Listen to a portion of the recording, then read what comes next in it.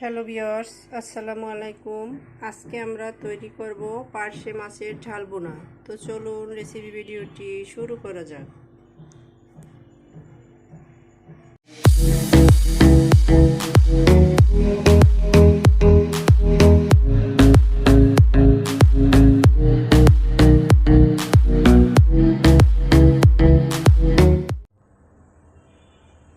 শুরুতে এটা তৈরি করার জন্য এখানে আমি নিয়ে নিয়েছি পার্শে মাছ। এখানে আমি 6 পিস মাছ নিয়ে নিয়েছি। এটাকে এখন ম্যারিনেট করে নিব। দিয়ে দিচ্ছি লবণ,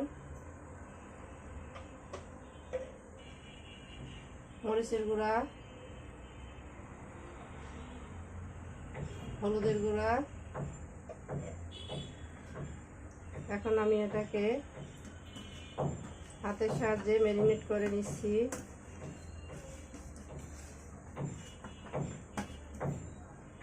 মাছগুলোকে আমি ম্যারিনেট করে নিয়ে নিয়েছি।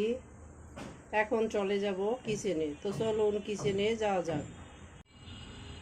কিচেনে এসে চুলায় একটা প্যান বসিয়ে দিয়েছি। দিয়ে দিচ্ছি প্রয়োজন মতো তেল।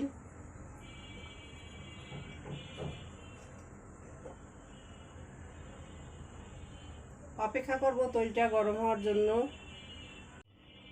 তেলটা গরম হয়ে আসছে। এখন আমি এর ভিতর দিয়ে দিচ্ছি মাছ।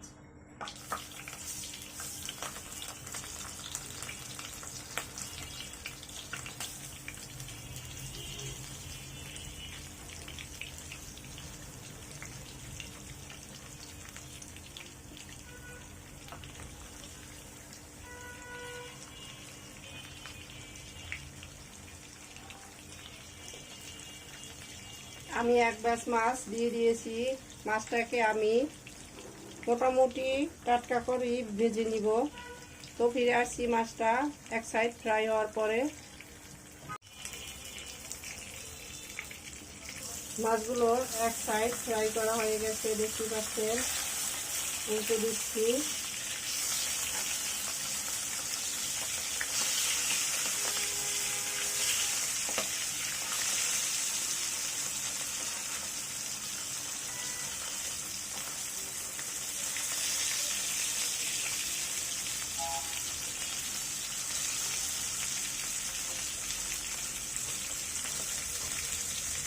একইভাবে আমি অন্য সাইডটাও ফ্রাই করে ফিরে আসছি। মাছগুলো ফ্রাই করা হয়ে গেছে, দেখতে পাচ্ছেন। আমি এখন এগুলোকে তুলে নিচ্ছি।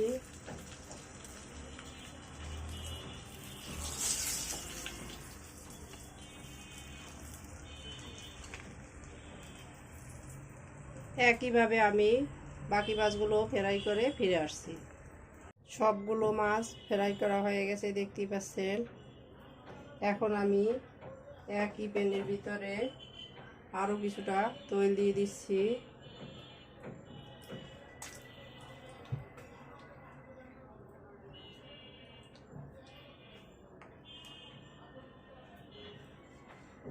তেলটা গরম হতে থাক।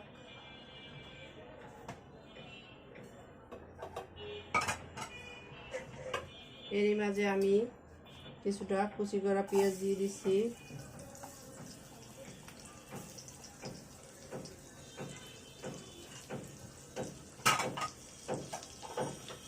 আমি এখানে মাঝারি সাইজের দুটা পেঁয়াজ কুচি দিয়ে দিয়েছি। এগুলোকে নেড়ে নেব যতক্ষণ পর্যন্ত না এটা নরম হয়ে আসে। পেঁয়াজগুলো নরম হয়ে আসছে। এখন এর ভিতরে দিয়ে দিচ্ছি 1 টিস্পুন আদা রসুনের পেস্ট। দিয়ে দিচ্ছি 1/3 কাপ পেঁয়াজের পেস্ট। এখন আমি এগুলোকে ভালোভাবে কষিয়ে নিব যতক্ষণ পর্যন্ত না পেঁয়াজ আদা রসুনের গন্ধটা দূর হয়ে যায়। আদা রসুন দেওয়ার ক্ষেত্রে অবশ্যই খেয়াল রাখবেন যেন বেশি হয়ে না যায়, তাহলে মাছ থেকে গন্ধ আসবে। অতি সামান্য দিয়ে দিবেন প্রয়োজন বুঝে।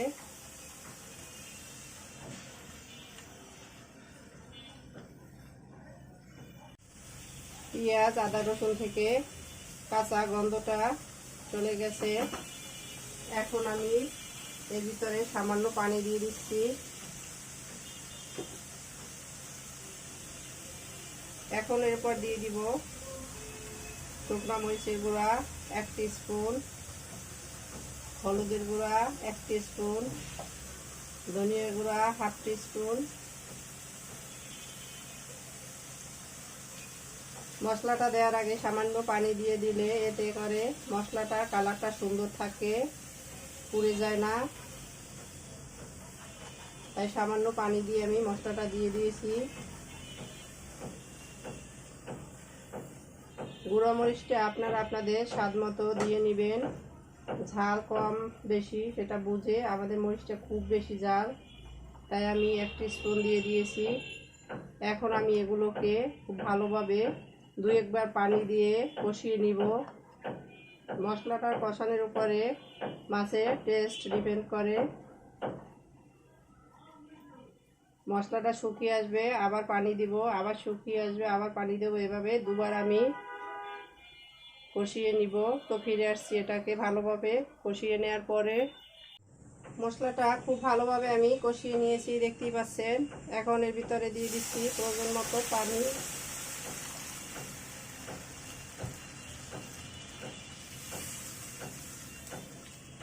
মশলার সাথে পানিটাকে ভালোভাবে মিশিয়ে নিচ্ছি।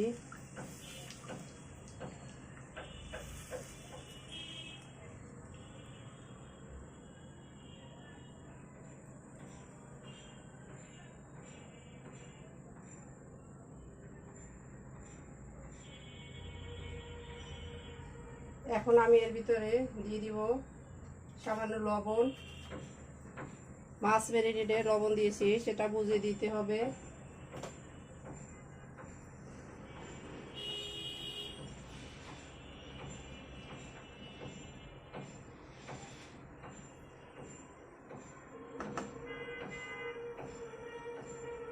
এখন এটা ভালোভাবে ফুটে আসার জন্য অপেক্ষা করব।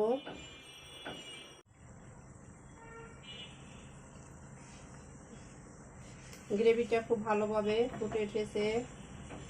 এখন আমি এর ভিতরে দিয়ে দিচ্ছি ফ্রাই করে রাখা মাছ।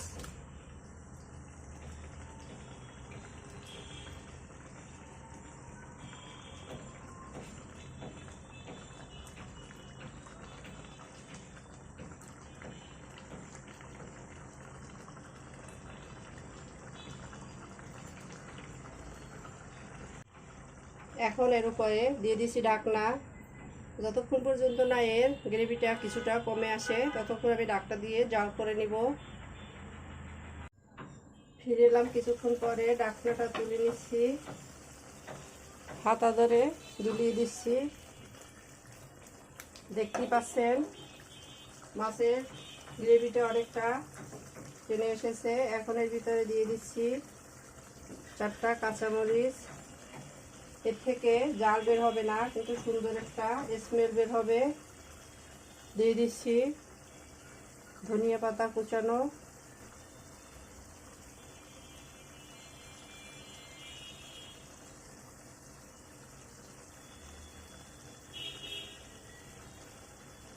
ঢাকনা দিয়ে আরও 2-3 মিনিট জাল করে নিব।